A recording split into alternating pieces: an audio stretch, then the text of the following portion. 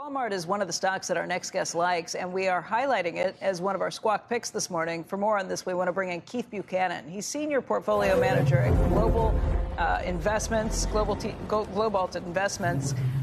Keith, let's talk a little bit about this. We have seen some concerns about the economy, some concerns about the consumer, but you like Walmart nonetheless, or maybe I should say even because of it. Why don't you explain your theory there?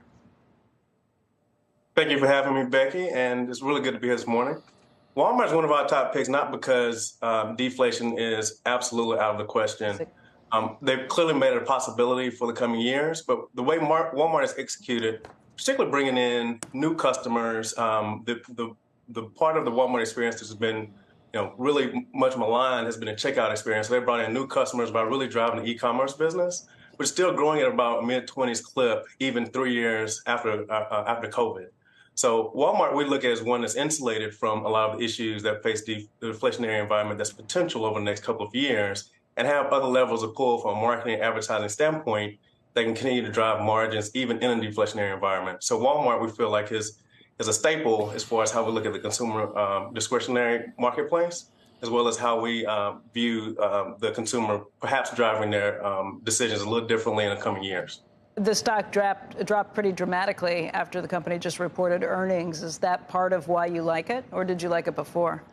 It had become a crowded trade, admittedly, and we looked at this weakest opportunity as a position, an opportunity to add to our position here over the last week or so.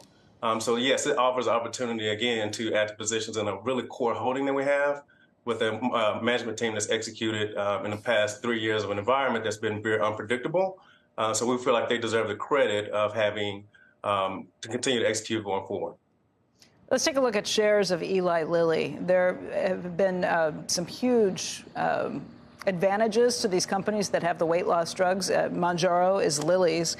But you say, looking at this, you think there's even more room to run? I mean, that stock's pretty phenomenal. It's up 63% year to date. It is. And the forward multiple is not for the faint of heart.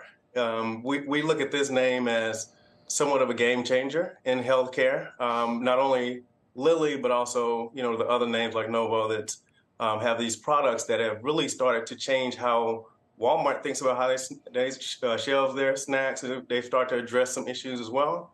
And it might seem somewhat paradoxical that Walmart and Lilly are among the two names that we like the most. But we feel like we're just scratching the surface as far as Lilly's capacity to penetrate the pre-diabetes market. Not only that, but we feel like there is an underestimation of just how much pressure the payers will be under as these drugs continue to penetrate the market. The icing on the cake, if you will, is what we're starting to understand and learn about how these drugs affect impulse control. We feel like that's not necessarily baked into the forward expectations in a way that's meaningful and significant. And so we feel like that is perhaps a part of the marketplace that these drugs could penetrate and offer upside to earnings expectations, even at these high multiples.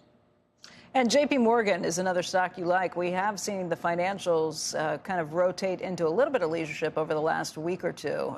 That's obviously taking cues from the Fed. If the Fed's going to be done raising rates, maybe things look a little better. You just like this as a best in breed? We do like this as a best in breed. JPMorgan does have some assets it picked up last spring that could pay dividends going forward.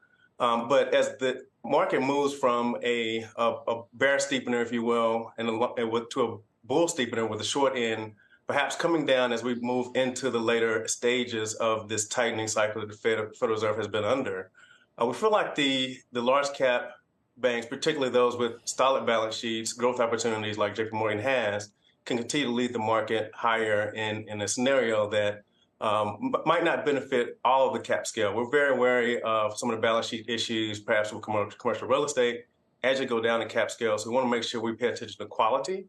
And JPMorgan exudes that more than any other name that we see in the financials right now.